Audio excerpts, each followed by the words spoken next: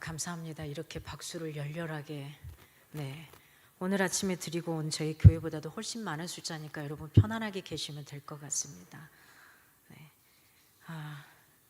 기도 드리겠습니다. 하나님 감사합니다.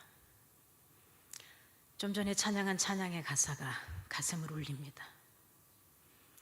이토록 못한 날, 이토록 약한 날 사용하시는 주님을 어찌 고백하지 않을 수 없습니다. 주님이기에 가능했기에 이 자리에 섰습니다. 이 자리에 있는 영혼들 가운데 하나님 제 입술을 통해 주시고자 하는 귀한 메시지가 주님 때문에 살만합니다. 주님 때문에 행복합니다라는 고백이 흘러나올 수 있는 우리 이 시간이 되기를 간절히 소망합니다. 이 자리에 있는 저를 위해 기도하는 우리 사랑하는 선한길 공동체 가운데도 주님께서 귀한 것들로 함께 채워주시기를 원합니다. 감사하신 예수 그리스도 이름으로 기도합니다. 아멘. 오늘 갈라디아서 2장 20절 말씀은요, 교회에서 부목사님 전화 왔을 때 바로 저에게 주어졌던 메시지였습니다. 이 메시지로 전하면 되겠구나. 이미 본문은 정해졌는데 그 다음에 어떤 메시지로 전해야 되는가는 결정이 나 있는 상황이었습니다. 저를 보면 교회 가면은 이런 표현들을 합니다. 여자네. 네. 이게 이름이 조금 중성적이다 보니까 여자네라는 표현을 많이 해요. 보통 목사님 그러면 남자 목사님이 온다고 생각하시는데 여자네. 그런데 좀 젊네. 이런 표현을 합니다. 제가 이 길을 걸어온 지는 90년도부터 전도사 생활을 시작을 했습니다. 그러니까 꽤나 조금 오랜 시간을 보낸 것 같습니다. 저를 간단하게 여러분에게 소개하면 저는 예수 그리스도를 제 인생의 주인으로 모시고 사는 그리스도인 김휘정입니다. 오늘 갈라디아서 2장 20절 말씀을 통해서 저희들이 함께 나누고자 하는 건요, 찬양의 가사로 함께 한번 했으면 좋겠습니다. 혹시 오늘 말씀을 그대로 찬양 가사로 한 겁니다.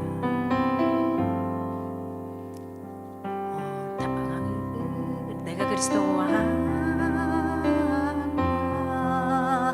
함께 십자가에 못 박혔나니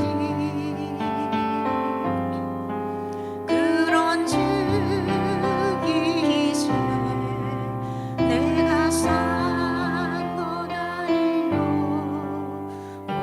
오직 내 안에 예수께서 사신 것이라. 이제 내가 육체 가운데 사는 곳은 나를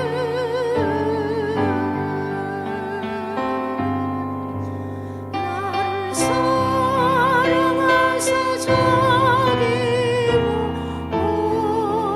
오리신 예수 위에 산 것이라. 제가 90년도부터서 찬양 사역자로 전 세계를 돌아다니면서 찬양을 했던 사람입니다. 그런데 지금은 이 음에도 맞춰서 찬양하는 게 힘에 겹습니다. 딱 죽음의 사선을 2번, 10년 전 그리고 작년 2번 하나님께서 죽을 위기에서 저를 건져 주셨습니다. 10년 전에는 선교 현장에 갔었습니다. 근데 2달 만에 제가 정체 모를, 우리가 흔히 말하는 풍토병이라고 말할 수 있는 그곳에서는 고칠 수 없는 상황. 그래서 한국에 비행기를 타고 들어온 다음에 10일 동안 병원에 입원해서 사선을 넘었습니다. 왔다 갔다. 그리고 한 2년 정도는 계속 병원행이었고요. 병원에서 심지어는 어떤 단계까지는 갔냐, 말을 하지 못하는 어눌한 단계까지는 갔었고요. 그 다음에 약 2번 정도, 2년 사이에 2번 정도 119에 실려서 병원에 실려갑니다. 그런데 그 희한한 건요, 아무것도 나오지가 않습니다. 얼굴은 새파래지고 말도 못하고 걷지도 못하고 몸이 움직이지도 않는데 병원에서는 아무런 것도 이상이 없다는 겁니다. 두 번째 실려 갔을 때는 뇌를 찍어보기도 하더라고요. 그런데 아무 이상이 없습니다. 그러고 한 두세 시간 지난 다음에 누군가의 부축으로 병원을 나오기를, 그런 시간을 굉장히 2년, 3년을 보냅니다. 그 와중에도 캄보디아에서 제가 가르쳤던 아이들이 있기 때문에 저는 할 수 있거든. 가야 되는 상황만 되면 한 달 치고 두 달 치고 약을 듬뿍 받아서 병원 의사의 처방을 받고 캄보디아로 날아갑니다. 그런데요, 한 달 끊고 가면 일주일 만에 돌아와야 됐고요, 한 3일 만에 돌아와야 했고요. 그렇게 병마와 싸우기 시작했습니다. 그래서 제가 하나님 앞에 그랬어요. 왜 그랬어요가 아니라, 하나님 쪽팔리게 이 2달 만에 이게 뭡니까? 그래도 한 2년은 돼야지 괜찮은 거 아니겠습니까? 굉장히 창피했습니다. 제 영혼이.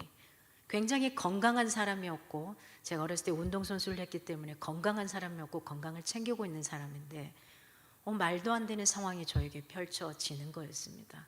하나님, 조금 제가 창피합니다. 2달 만에 아프다니요. 이건 뭡니까? 그리고 병원에 가서 첫 번째 말이 불평이 아니었습니다. 하나님, 갑자기 급 브레이크를 밟으신 이유가 뭡니까? 물었습니다. 그런데 대답을 못 듣겠어요. 그러니까 계속 캄보디아로 다시 건너가고 다시 건너가고 다시 건너가고 계속해서 학생들을 가르치는 작업을 합니다. 저는 캄보디아에서 학생들 대학교에서 가르치는 선교사님이 만들어 놓은 학교에서 교수로서, 왜냐하면 교수의 직분을 가진 자로서 자비량이 찾기가 어렵습니다. 그래서 제가 캄보디아로 넘어간 게 2013년에 박사학위를 따면서 하나님 앞에 기도했습니다. 지금까지는 제가 원하는 대로 다 살았으니까 이제 하나님이 원하는 대로 살겠습니다. 그리고 14년도에 바로 캄보디아로 가게 되었던 겁니다. 그런데 지금 와서 깨닫는 거, 그건 나의 의로운 생각이었지 하나님이 나에게 계획하신 인생은 아니었다는 걸 알게 되었습니다. 그리고 그렇지만 계속해서 캄보디아를 가 있었고요. 그리고 2019년 코로나가 되기 직전에 제가 이제 하나님, 여기에 뼈를 묻을지 아니면 저에게 다른 길이 있는 건지 제가 다시 한번 하나님 앞에 묻습니다. 그리고 제가 나온 다음에 제가 했던 가르치는 사역을 한 3분이 하시는데 저 혼자서 다 하기 시작을 했었거든요. 그래서 하루도 쉬는 날이 없이 바삐 움직이고 있는 사역의 현장이었습니다. 그 현장에서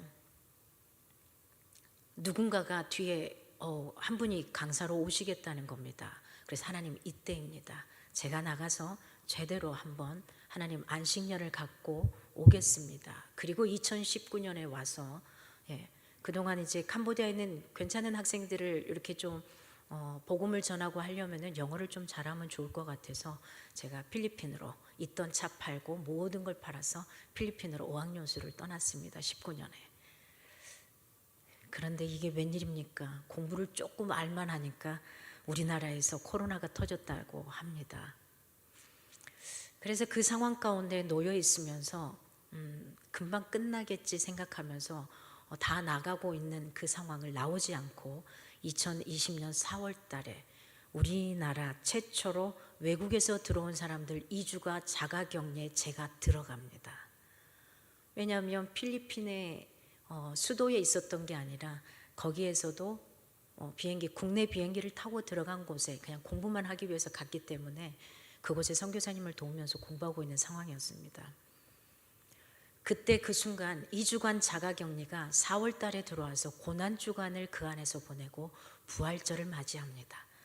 그런데 자가격리 안에 들어가 있다 보니까 하나님과 아주 친밀하게 만날 수 있는 시간이었습니다. 물론 모든 예배는 유튜브를 통해서 드릴 수밖에 없었습니다. 그때 하나님이 저에게 이야기하십니다. 교회를 하라는 거예요. 그래서 제가 막 웃었어요. 하나님, 아니 제가 지금 한국에서 사역하고 있었다면 그래도 같이 하던 사람들 뭐 몇 분 데리고서 개척하라면 이해가 됩니다. 그것도 아니잖아요. 하나님, 그리고 저는 돈도 없잖아요. 그리고 제가 보기에 어떨지 모르겠으면 싱글입니다. 하나님, 저 혼자인데요. 뭐 남편이나 아이들이 있으면 개척이 조금은 그래도 좀 할만하지 않겠어요? 해볼 만하지 않겠어요? 아무것도 없는 거예요. 집에서 도와줄 것도 없고 아무것도 없어요. 하나님 어떡하죠? 그럴 때 주님의 음성이 들려옵니다. 언제 네가 했니? 내가 했지. 제가 그 말 앞에 허탈하게 웃으면서 맞습니다 이렇게 표현했습니다. 10년 전에 아팠을 때도 하나님 그렇게 저의 목숨을 건져주셨고 지금 또 마찬가지인 순간입니다. 하나님이 하시지 제가 한 게 아니기 때문에 제 인생 가운데 딱 3가지는 절대 하지 않으리라 하나님이 막판에 다 몰아놓고 계십니다. 첫째, 해외 선교사는 절대 하지 않겠습니다. 왜냐하면 나는 언어에도 자신이 없고 뭐 여러 가지요. 그래서 그건 하지 않겠습니다. 그래서 우리 교회에서 부흥회하면 일어나세요 할 때 장난으로도 일어나지 않았습니다. 그리고 저는 보내는 선교사, 제자들이 가게 되면 후원해주고 기도해주고 이걸로 했었거든요. 근데 선교 현장을 갔잖아요. 두 번째, 교회에서 전임 사역은 절대 하지 않겠습니다. 전임 사역 아니어도 저는 얼마든지 사역하는데 이상이 없게 잘하고 있기 때문에 그렇게 하겠습니다. 하나님이 전임으로 세워놓으셨거든요. 전임으로 세워놓을 때 저를 아는 많은 사람들이 불안해했습니다. 저 자유로운 영혼이 괜찮을까? 하나님이 하시니까 달랐습니다. 그리고 3번째, 아니 이 어려운 시기에 제가 개척한다고 할 때 다 그렇더라고요. 아니 죽으려고 왜 이래? 이러시더라고요. 3번째, 제가 하기 싫어했던 가장 마지막 라운드 교회를 개척하게 하셨습니다. 저는 저희 아버님이 경상도 분이십니다. 마산. 그러다 보니까 작은아버지 댁을 가려고 그러면 저 동구 밖에서부터 불교의 경전이 들리기 시작하는 그런 집입니다. 아주 뿌리 박힌 집입니다. 그리고 저희 외삼촌은 개인적인 신을 모시는 집에 신당을 두고 있는 그런 분, 이런 집안에서 제가 첫 스타트로 예수를 믿기 시작했고요. 그 예수님으로 인해 지금 이렇게 걸어가고 있습니다. 그러니 집에서 교회가 뭔지 목사가 뭔지 그 어떤 것도 모르는 이 가족들과 함께 교회를 개척한다는 건 하나님의 은혜가 아니면 아닌 것을 하나님은 저에게 다시 구구절절 보여주셨습니다. 아무것도 없었습니다. 해외에서 왔고 돈도 없고 아무것도 없습니다. 그렇다고 제 주변이 이 권사님 장로님 우리 교회 하는데 좀 도와주세요 이런 말도 할 수 있는 사람이 아닙니다. 해외 선교 나갈 때도 한 사람도 제가 모집하지 않고 그냥 날아갔거든요. 하나님이 하셨습니다. 이것밖에 할 수가 없을 것 같습니다.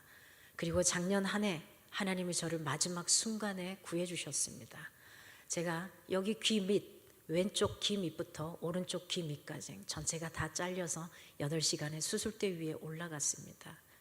그리고 중환자실에 들어가고 집중치료실에 들어가고 5일 만에 자리에서 일어날 수 있었습니다. 그런데 제 입에서 감사가 나와요. 교수님이 그러시더라고요. 수술하기 전에는 그냥 상처가 좀 크게 날 거예요. 이 정도만 말씀하셨는데 끝난 다음에 제가 정신을 차렸을 때 이렇게 말씀하시더라고요. 조금만 늦었으면 수술도 못했습니다. 어떻게 이렇게 될 때까지 있었느냐고 말합니다. 그리고 저를 위해 수술하는 그 시간에 수술장이 열리지도 않는데 교수님이 저를 위해 하루 수술장을 열어서 다른 사람 수술장을 열어서 저를 수술해 주셨습니다. 제가 그 교수님을 아느냐? 모르는 분입니다. 하나님이 다 하셨습니다. 2박 3일 동안 병원에 입원해서 MRI부터 해가지고 모든 걸 다 찍어냅니다. 근데 병원 가보시면 아시지만 입원해서 그렇게 검사를 안 한다 그러더라고요. 저는 하나님이 하시기 위해서 아직 해야 될 일이 있기에 저를 그렇게 하시는 현장을 보게 됐습니다. 그리고 제가 그렇게 아파있는 사이에 저희 성도들은 몇 되지는 않지만 전도에서 이제 2023년에 저희가 개척을 해서 2년 지나고 이제 3년째 가고 있습니다. 일일이 가서 복음을 전했고 복음을 전한 친구들이 와서 복음을 듣습니다.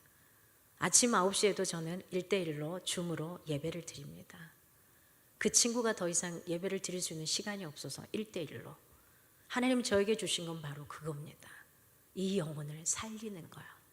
그가 어떤 영혼이든 살리는 거예요.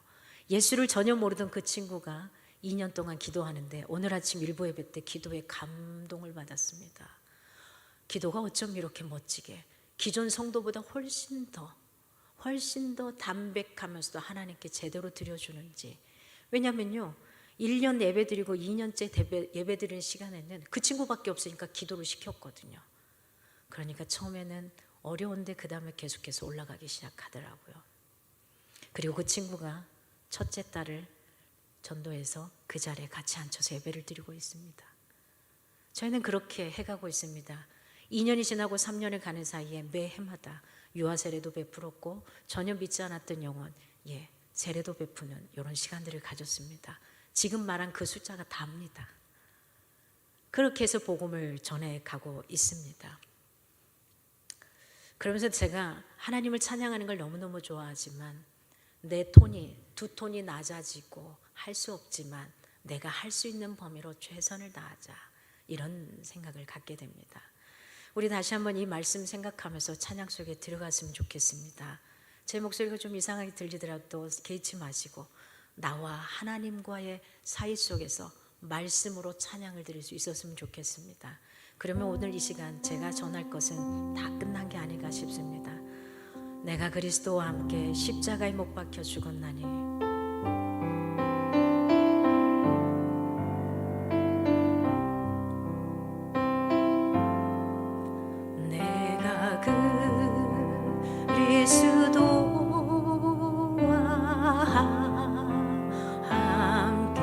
십자가에 못 박혔나니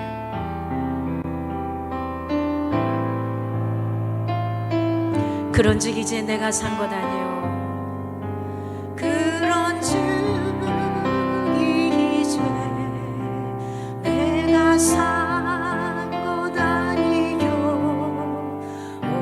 오직 내 안에 예수께서 사신 것이라.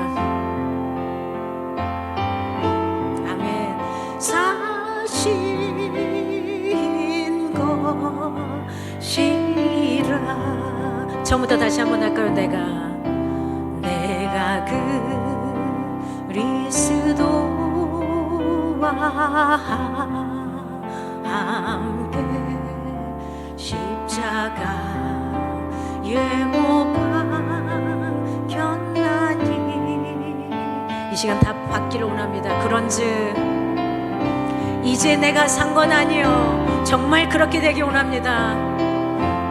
아멘. 주님, 오직 내 안에 예수께서 사신 것이라. 아멘. 이제 내가 육체 가운데 사는 것을 이제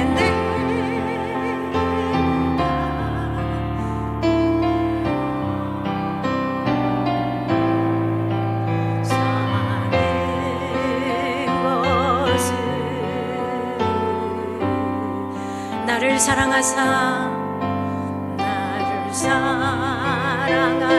자기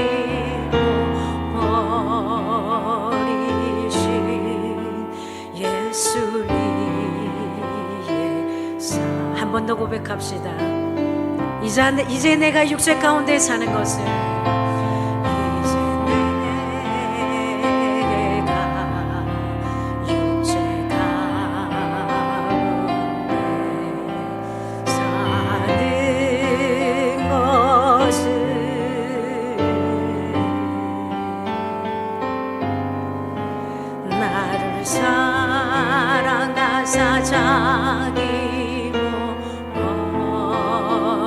예수 위에 산 것이라. 아멘. 산 것이라. 아멘. 아멘. 세상은 우리에게 말합니다. 누구세요? 그리고 여기 계신 여러분도 아마 저를 보면서 누구세요? 궁금했을 겁니다. 목사님도 제가 누군지 잘 모를 거고요. 누구세요? 그죠? 누군가를 만났을 때 묻습니다. 누구세요? 그러면 무엇라고 말하겠습니까? 누구라고 말하겠습니까? 오늘날 사람들은 끊임없이 이야기합니다. 내가 누구인지, 그리고 상대가 누구 있는지를 묻습니다. SNS에서 나는 이런 사람이야 하고 보여주고 싶어 합니다. 그렇죠? 사회는 그렇게 말합니다. 너는 무엇을 이루었니? 너 뭘 성공했어? 집 몇 평이야? 그리고 어떤 위치에 있어? 너가 갖고 있는 게 뭐야? 이렇게 이야기합니다. 어떤 사람은 학벌로, 어떤 사람은 직업으로, 어떤 사람은 외모로, 어떤 사람은 연봉으로, 어떤 사람은 SNS 하는 사람은 팔로우 수로 이야기를 합니다. 저 이야기해 볼까요? 그냥 평범하게 보다가 저 박사입니다. 그러면 놀랍니다. 저 교수입니다. 그러면 놀랍니다. 그러다 목사입니다. 그러면 더 놀랍니다. 그렇게 안 보이거든요. 팔로우 수요. 인스타그램이나 블로그요. 저 1000명이 넘습니다. 제가 다른 사람을 친구해서가 아니고 그들이 저를 팔로우해서 1000명이 넘습니다. 사람들은 끊임없이 자신을 정의하려고 합니다. 그러나 그 속에는 더 혼란함을 가져다 주죠. 왜요? 누군가가 그 밑에 무엇인가 불편한 소리를 하게 되면 고통스러워지거든요. 나는 누구인가? 결코 가벼운 질문은 아닙니다. 오늘 이 질문에 대한 답만 정확하게 가져간다면 저와 여러분이 이 교회 예배당에 있는 이유가 될 겁니다. 그리고 그 복음을 믿고 살아가는 그 이유가 될 거고요. 제가 이 자리에 와서 여러분과 만나는 그 이유가 될 겁니다. 바울은 선언합니다. 이제 내가 산 것이 아니다. 이야기합니다. 바울은 오늘 본문을 통해서 엄청난 선언을 합니다. 이제 내가 산 것이 아니래요. 아니 그러면 누가 살아요? 내가 사는데 누가 살아요? 내 안에 그리스도께서 사신 것이다. 이렇게 표현합니다. 이건 단순한 종교적인 표현이 아닙니다. 그는 나는 죽었다라고 표현합니다. 어디에서요? 여기에 십자가에서요. 주님이 달리신 그 십자가에서 죽으셨다는 겁니다. 이 교회에 들어와서 앉아 있을 때 여기 있는 저 십자가의 상징물이 저에게는 크게 다가왔습니다. 제가 박사학위를 교회 공간의 문화를 전공했거든요. 그래서 이런 부분들이 조금 보여요. 어떤 의미로 저렇게 해놓으셨을까 이런 생각들을 좀 하게 된 것 같습니다. 거기에 선물, 주님의 십자가, 복음이 우리 인생의 선물이다. 저의 해석입니다, 그냥. 네, 들은 바는 없고요. 여기 와서 처음으로 봤기 때문에요. 그렇습니다, 여러분. 이전에 자기 자신은 십자가에서 죽었다고 말합니다. 그토록 지기 싫어했던 자기 자신은 십자가에서 죽었다는 겁니다. 오늘 저와 여러분에게 가장 필요한 것은 돈이 아닙니다. 가장 필요한 것은 학벌이 아닙니다. 가장 필요한 것은 얼굴이 예쁘고 키가 크고 이게 아닙니다.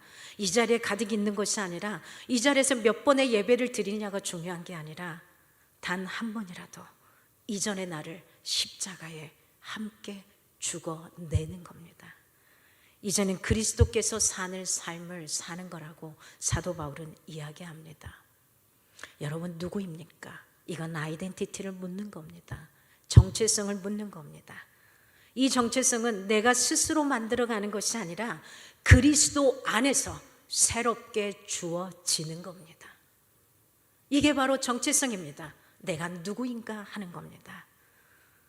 새로운 정체성을 우리는 가졌습니다. 사도 바울이 내 안에 그리스도께서 사신 것이라 하는 겁니다. 제가 하나님이 교회를 하라고 할 때 예라고 대답한 이후에 개척교회지만 제 얼굴에 근심이 하나도 없습니다. 저의 사례비를 주냐고요? 아니요. 지금까지 한 번도 받을 수 없습니다. 근데 행복합니다. 왜요? 주님이 하시고 계시기 때문에 제가 할 게 하나도 없는 거예요. 제 힘이 들 게 없는 겁니다. 내가 하나님 앞에 성전의 역할을 제대로 한다면, 그런 나의 정체성을 제대로 알고 인지한다면 그렇게 가능한 겁니다. 그리스도인이라고 우리는 표현합니다. 그리스도인이란 누구일까요? 죄인이지만 의롭다 하심을 받은 자입니다. 내 육신은 죄인으로 매일처럼 지저분하게 살아갈지 모르지만 내 영혼은 예수 그리스도를 모심으로 인해서 내 영혼에 주님의 함께 삶으로 인해서 죄인이지만 의롭다는 이것은 절대 변함이 없다는 겁니다. 그러기에 저와 여러분이 교회의 역할을 해야 하는 겁니다. 세상에 속했지만 하늘에 속한 자들입니다. 얼마나 멋집니까? 이 땅에서만 산다면 얼마나 힘에게 없습니까? 저는 키가 적당합니다. 제 키는 아주 적당합니다. 적당한데요, 이렇게 생각합니다. 세상 사람들은 땅에서부터 키를 잽니다. 우리는 어디서 재면 될까요? 하늘에서부터 재면 제가 굉장히 크더라고요. 그냥 그렇게 살아갑니다. 우리의 정체성은, 그리스도인이란 정체성은 생각의 관점을 바꾸는 겁니다. 세상의 사람들이 자기 개발할 때 늘 말합니다. 관점을 디자인하라. 이제는 우리의 생각의 관점의 디자인을 해야 하는 겁니다. 무엇으로요? 우리는 말씀으로요. 말씀으로 내 생각을 뒤집어 놔야 하는 겁니다. 그리스도인이란 누구입니까? 옛사람은 죽고 새 사람으로 살아가는 자입니다. 새 사람으로 살아가는데 우리 너무 맨날 헌신만 신고 살아가는지 몰라요. 헌옷만 입고 살아가요. 야, 내가 80년대는 이렇게 안 살았어. 그때는 80년도잖아요. 뭐 그때 옷을 지금까지 입고 살아요. 이제는 2025년을 살아야 되지 않습니까? 아닌가 봅니다. 이제는 새 옷을 입어야죠. 시대가 바뀌어가는데, 계속해서 가는데, 그러나 우리에게 가장 중요한 건 이 정체성, 가져가야 될 말씀의 메시지에 입에대지 않는 거죠. 그걸 가지고 하나님 앞에 살아가는 겁니다. 이것은 종교 생활이 아니라 존재의 변화입니다. 내가 누구인가의 변화입니다. 나는 누구인가라는 질문의 대답은 이제 나는 그리스도 안에 있는 자라는 대답을 해야 하는 겁니다. 누구세요라고 물으면은 나는 예수 그리스도를 믿는 하나님의 자녀입니다 라고 먼저 서두에 이야기하고, 거기에 딸려있는 저는 무엇을 전공한 박사이고 목사이고 무엇이고 이렇게 표현할 수 있으면 안 될까요? 우리 이렇게 살아갈 수 있었으면 좋겠습니다. 그게 바로 성전의 역할을 하는 거고요, 다른 사람들에게 그리스도의 편지와 향기의 역할을 하는 게 아닌가 싶습니다. 나는 그리스도 안에 있는 자라는 거요. 누군가 혈액형을 묻습니다. A형 손 들어보세요. 아, A형 두 분밖에 안 계시네요. 여기요. 다 O형이신가요? O형, B형. 자, 누군가 혈액형을 물으며 우리는 J형입니다. 예수님의 피를 받은 자들 아니겠습니까? J형입니다. 누가 물으면 그렇게 이야기하십시오. 왜요? 예수의 피를 받은 사람들은 또 다른 형태의 성격이 나오지 않겠습니까? 자, 누군가 묻습니다. 무슨 띠세요? 저는 쥐띠입니다. 이렇게 말하는 것이 아니라 우리는 누구의 띠를요? 예수의 띠를 띠고 살아가는 사람들입니다. 우리의 생각의 관점들이 바꿔지기를 원합니다. 존재가 변화되었습니다. 신분이 완전히 변화되었습니다. 우리는 내가 아니라 누구로 살아야 되냐? 따라합시다. 그리스도로 산다. 따라합시다. 내가 아니라 그리스도다. 옆 사람에게 한번 이야기합시다. 내가 아니라 그리스도다. 네. 뒤에 사람에게 한번 이야기합시다. 내가 아니라 그리스도입니다. 네. 내가 살아가는 그 이유는 바로 왜요? 내가 그리스도로 살아갈 수 있는 것은 그분이 나를 사랑하셨기 때문입니다. 내가 그분을 사랑하면서 짝사랑한 게 아니라 그분이 우리를 무던히도 짝사랑하시며 외사랑하시며 달려오셨습니다. 그분이 나를 사랑하셨기 때문입니다. 우리가 성전으로 살아가야 할 이유, 그리고 복음을 전해야 할 이유, 그리고 교회를 세워가야 할 이유가 바로 여기에 있습니다. 그분이 나 같은 사람을 사랑하셨기 때문입니다. 여러분 괜찮으세요? 저는 되게 고집불통이고요, 진짜 아니거든요. 성격도 불같고요, 아니거든요. 근데 주님이 저를 이렇게 참아주시고 저를 인정해 주시고 높이 세워주시는 걸 보면 나 같은 자를 사랑하셨는데 다른 사람은 저보다 괜찮더라고요. 그니 못 받아들이고 이해하지 못할 게 없는 겁니다. 어느 날 하나님이 그렇게 말씀하시더라고요. 입장 바꿔 생각해봐. 네가 저 상황이면 너는 괜찮았겠어? 그때 뒤통수를 한 대 맞았습니다. 아니요 하나님, 저는 더 했겠네요. 저는 저 사람보다 더 안 좋은 행위를 했겠네요. 그 순간부터 하나님이 제 눈을 가려주기 시작하셨습니다. 여러분, 우리가 그분이 나를 사랑하셨기 때문에 내 존재가 변화됐다라는 거, 그 이유 하나만으로 우리는 복음을 전해야만 하는 겁니다. 바울이 이렇게 말합니다. 이제 내가 육체 가운데 사는 것은 나를 사랑하사 나를 위하여 자기 자신을 버리신 누구를 위해서요? 하나님의 아들을 믿는 어디 안에서요? 믿음 안에서 사는 것이라. 아멘. 믿음 안에서 사는 겁니다. 믿음이란 뭡니까? 눈앞에 보이는 거, 이거 앞에 있는 꽃이죠. 이건 그냥 팩트일 뿐입니다. 사실일 뿐입니다. 이건 믿는 게 아니에요. 그냥 사실을 아는 것 뿐입니다. 믿음은 뭐냐? 이 너머에 있는 보이지 않는 그거요. 하나님이 지금 나에게 보이는 건 처절한 아픔과 힘듦일지 모르지만 그 너머에 이 순간이 지나고 나면 나에게 주실 그 은혜, 이게 다 하나님 때문에 내가 참을 수 있었고 견딜 수 있었고 이만큼 올 수 있었구나 하는 그 은혜, 그걸 믿는 게 바로 믿음입니다. 단순한 감사는 그냥 팩트일 뿐입니다. 누군가 앵두를 주면, 앵두를 제가 되게 과일을 좋아하는데 못 먹어서 좀 그런데 앵두를 주면 그 앵두를 주고 감사합니다. 이건 그냥 감사예요. 그냥 보통의 감사합니다. 사실에 대한 감사합니다. 진짜 감사는 그 앵두가 있어도 나를 주지 않고 누군가를 줄 때에 그러함에도 불구하고 감사를 하는 거예요. 그러함에도 불구하고 감사하는 게 진짜 감사합니다. 작년에 저희 교회 원워드가 감사 위에 감사였습니다. 그런데 제가 아파버렸네요. 성도들이 제대로 감사 위에 감사를 경험했습니다. 저도 그랬고요. 올해 우리 교회 전체 원어들은 리스타트입니다. 다시 주님 앞에 다시 서자, 다시 가자. 그렇습니다. 하나님 앞에 다시 무엇으로? 복음으로. 저희 교회가 선한 길 교회입니다. 굿뉴스 웨이 처치입니다. 근데 굿뉴스, 이 복음이란 말을 한글로 좀 넘기기가 좀 그래서 선한이라는 표현으로 썼습니다. 복음밖에는 없습니다. 줄 게 아무것도 없어요. 성도들에게. 그렇습니다.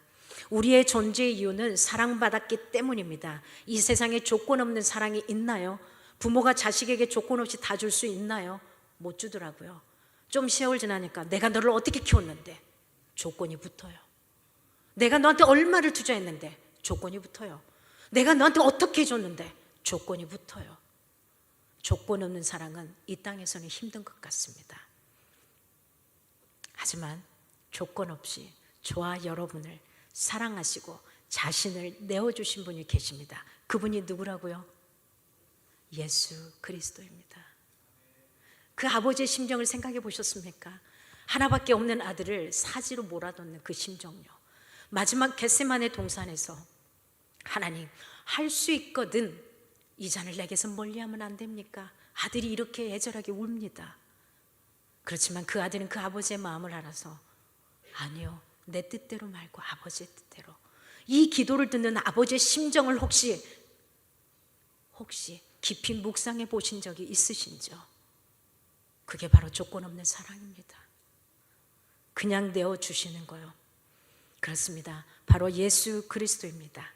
그러함에도 불구하고 사랑하는 거, 그게 우리가 그리스도인으로 살아가는 모습이어야 합니다. 주님이 우리를 그렇게 사랑하셨기에, 그러니 교회를 세우는데 이유가 있겠습니까? 교회에 복음을 전해서 확장하는데 이유가 있겠습니까? 우리에게 부탁하신 그 말씀, 땅끝까지 이르러 복음을 전하라는 거, 이게 저와 여러분에게 우선순위가 되어야 합니다. 그 어떤 동아리 모임보다도 중요한 겁니다. 그 어떤 모임의 형태보다도 중요한 겁니다. 말씀을 굳건하게 붙들고 복음을 전하는 거예요. 근데요, 내가 하는 거 아니고요, 하나님이 하셔요. 그냥 내 모습으로 그리스도의 편지고 향기가 될 수 있었으면 좋겠습니다. 조금 전에 엘리베이터를 타고 오는데 어떤 성도님께서 무슨 향이 난다고 했습니다. 좋은 향이었죠. 네, 제가 손에 핸드크림을 발랐거든요. 차마 말은 못했습니다. 네, 그렇습니다. 그렇게 향을 주변 사람들에게 전달할 수 있었으면 좋겠습니다. 부정적인 냄새가 아니라 향입니다. 여러분은 자신이 누구인지 명확하게 알기를 바랍니다. 나는 예수님의 사랑을 입은 자이고 이것을 자신 있게 고백할 수 있는 자, 자존감이 낮을 이유가 없습니다. 다른 이들과 비교할 이유가 전혀 없습니다. 세상의 모든 것을 가지신 주님이 나 같은 사람을 위해 이 땅에 오셔서 십자가를 지셨고요, 나의 죄를 대속해 주셨고요, 그리고 다시 살아나셔서 성령 하나님을 우리에게 보내주시며 내가 다시 올 때까지 힘있게 살아주라, 이렇게 표현하십니다. 저와 여러분이 힘있게 복음을 전하는 존재의 변화된 사람들이 되기를 원합니다. 이런 예수님을 여러분 믿으십니까? 정말 믿으십니까? 믿으시면 이대로 있으시면 안 됩니다. 우리 제대로 살아내야 합니다. 무엇을 위해요? 복음 전파를 위해서요. 거기에 시간과 모든 것을 투자하십시오. 나이가 들어서요? 시간이 없어서요? 아니요. 내가 있는 삶의 현장에서 복음을 전하는 겁니다. 그리고 그 영혼들에게 진짜 그 예수로 인해 행복하다면 그 예수로 인해 행복한 모습을 보여주는 저와 여러분이 되었으면 좋겠습니다. 이제 저와 여러분은 정체성이 바뀌어야만 합니다. 누구로요? 내가 아니라 누구로요? 그리스도로요. 내가 있을 때는 상대방을 괴롭힐 수도 있고 상대방을 헌담할 수도 있어요. 그러나 내가 아니라 내 안에 누가 있을 때, 그리스도로 있을 때는 아니거든요. 참을 수 있고 멈출 수 있고 덜할 수 있습니다. 내가 아니라 누구로 살자고요? 그리스도로요. 이걸 놓치지 않았으면 좋겠습니다. 여러분의 정체성은 어디에 있습니까? 사랑하는 여러분, 우리는 지금 이 땅에서 다른 이들이 붙여준 이름표를 가지고 살아가고 있습니다. 어떤 이름표입니까? 성공한 사람이라는 이름표입니까? 실패한 사람이라는 이름표입니까? 자식 때문에 망한 사람이라는 이름표입니까? 자식 때문에 괜찮은 사람이라는 이름표입니까? 인정받고 싶은 자입니까? 외로운 자입니까? 우리의 정체성은 바뀌었기 때문에 이 모든 이름표를 내려놓기를 바랍니다. 오늘 본문에 고백하는 바울의 고백처럼 내가 그리스도와 함께 십자가에 죽기를 바랍니다. 이제는 내가 산 것이 아니라 내 안에 그리스도께서 사신 겁니다. 여러분, 우리의 진짜 이름은 그리스도 안에서 살아가는 자입니다. 하나님의 자녀입니다. 이걸 놓치지 않기를 바랍니다. 누군가가 묻습니다. Who are you? 누구세요? Who am I? 내가 누구인가라는 질문 앞에 세상은 대답하지 못합니다. 그러나 복음은 분명히 말합니다. 너는 하나님의 사랑을 입은 자다. 너는 예수 그리스도 안에 있는 자다. 너는 더 이상 너 자신이 아닌 그리스도의 생명으로 살아가는 자이다. 이게 우리의 정체성입니다. 정체성은 무엇을 하느냐가 아닙니다. 그게 내가 아닙니다. 누구 안에 있느냐입니다. 이걸 놓치지 않기를 바랍니다. 저와 여러분, 그러니 자존감이 땅으로 떨어질 이유가 있습니까? 없습니까? 없습니다. 자존감이 높아야죠. 어깨 딱 펴고 다니십시오. 내가 무엇을 하든 어떤 위치에 있든 내 안에 누가 계시기에? 그리스도가 계시기에 우리는 어깨 펴고 자신감 있게 가는 겁니다. 제가 딱 올라오니까 저한테서 후광이 보이지 않으셨습니까? 이제 개척교회 2년차, 이제 3년에 가고 있지만은 굉장히 행복합니다. 하나님이 하시거든요. 내 안에 그리스도가 함께 하거든요. 그리고 지금 우리가 간절히 기도하는 한 성도님이 계시는데 지금 병석에서 간 이식을 받아야 되는 우리 성도의 어머님이 계십니다. 그 어머님이 우리 교회를 나오지 않지만은 그래도 우리 공동체는 매일 똑같이 기도 제목 올려서 같이 기도하고 있습니다. 너무 행복합니다. 그렇게 같이 기도하는 성도들이 있어서 얼마나 행복한지 모릅니다. 그렇습니다, 여러분. 오늘 그리스도 안에서 참된 나를 다시 발견하는 은혜가 있기를 바랍니다. 저와 여러분이 무엇을 해야 되느냐? 보여지는 이 예배당을 채우기 위해서는 내 영혼의 성전을 제대로 개관할 수 있기를 바랍니다. 내 영혼의 성전을 다른 각도로 뒤집을 수 있기를 바랍니다. 그런 멋진 저와 여러분이 되었으면 좋겠습니다. 이 시간 한 번 더 내가 그리스도와 함께 찬양 드리시면서 우리가 말씀을 생각하면서 기도하며 나갔으면 좋겠습니다.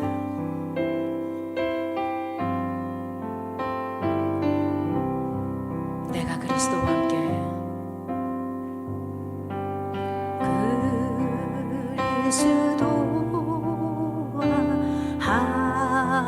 함께 십자가에 못 박혔나니 이 시간 그 주님 앞에 십자가 앞에 저와 여러분의 삶을 내려놓기를 바랍니다.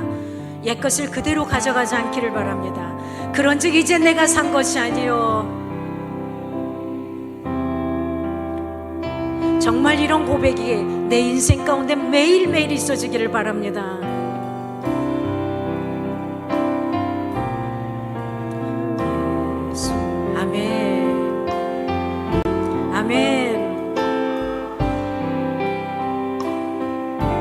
입술을 크게 벌려서 이제 내가 육체 가운데 사는 것은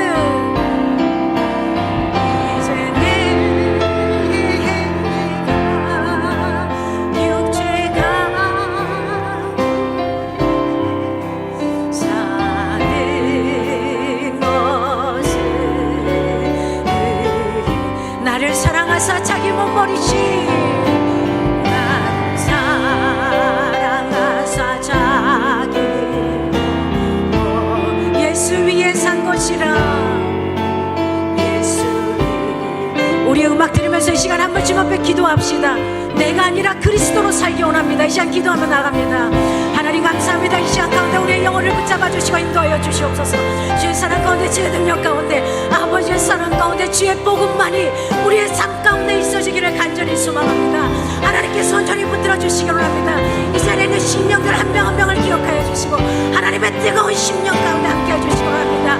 아버지와 내가 아니라 그리스도로 내가 아니라 그리스도로 내가 아니라 그리스도로 하나님 앞에 우리의 정체성을 바꿔지게 하시고 인도하여 주시옵소서. 참으로 시간 가운데 함께 하시기를 간절히 소망합니다.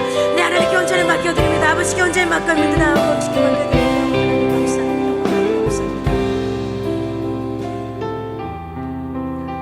하나님 감사합니다. 우리가 하루를 더 예수를 믿었다면 하나님 말씀 가운데 주님의 마음을 아프게 하지 않는 성도들이 되기를 원합니다. 하루를 더 믿었는데 삶의 변화가 없습니다. 왜요? 내 마음의 중심에 주님을 모시지 않기 때문이 아니겠습니까? 주님, 우리의 정체성이 제대로 변하기 원합니다. 내가 살아가는 것이 아니라 그리스도가 살기를 원합니다. 이 교회 가운데 성도들 가운데 우리의 삶 가운데 늘 하나님만이 주인이신 것을 인지하게 하소서. 주님 때문에 행복합니다. 감사하신 예수 그리스도 이름으로 기도합니다.